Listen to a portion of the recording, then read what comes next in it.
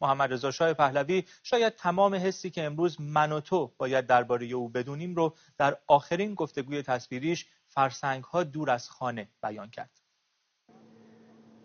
You ask me why they are concentrating so much against me, my person, and accusing me of mass murdering or even money manipulation, which is very far from my nature. The adopting this Nazi-like propaganda is something quite curious. It comes in the picture that the man there now, you see, he doesn't want to hear about the history of our country one day before he came back to Tehran a year ago and took over. He says the history of the country does not exist. There has not been a single good king in the history of Iran. So he thinks that the history of Iran starts with him on whatever it was, February of 1979.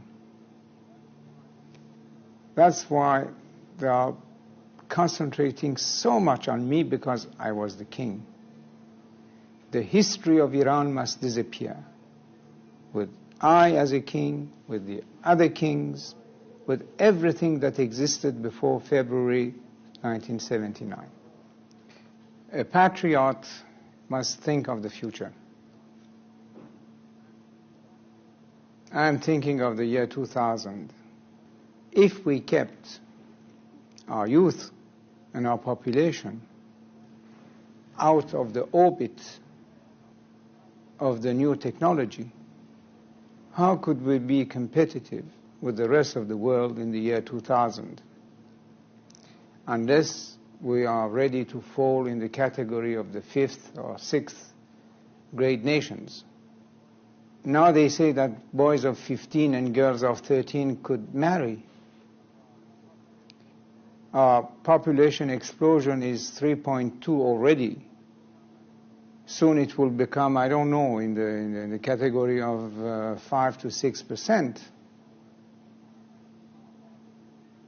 How are they going to feed these mouths? Especially if what now is making the wheels turn somewhat, that is oil money, will be finished. It's only through technology and mastering the science, and the future of the world is based on technology and science. And this is only in the Western world that you could find. So the man is not thinking of the country or its future, only about his hatred against me. I'm thinking of the country, of our people, of our future, and he just wants to destroy what I am. That's the difference. How do you think future generations of Iranians will view your 37 years? The truth and the reality of history could not be kept always in the shadows. That is impossible. Truth will come out. In any case, sooner or later. And at that point, in 50 years' time, how will future Iranians judge you? 50 years, I hope it will be sooner than that. Well, whenever, I was saying, how will your people, after a period, judge you? Well, if they read history, they will see what it was before my father, what it was when I took over, and what it was when I left. Do you feel that your people let you down, or that you let your people down? First of all, when we say the people, we cannot talk about all the people. That's absolutely not true. I can say that the silent majority remained silent. And if I let my people down, it was for the purpose that I tried to explain, that a king cannot be a dictator and that a throne could not be based on blood. This is my only explanation for what it is worth. Did your people let you down, do you think?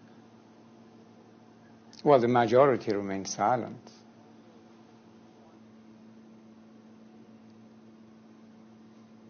Is the worst thing about being here thinking of your homeland?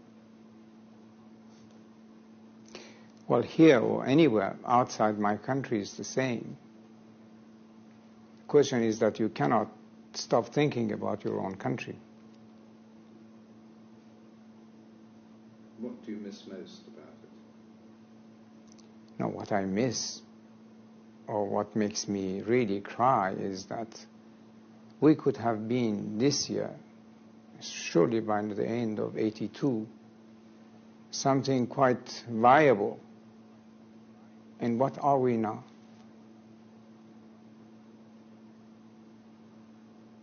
What has it served? The religion?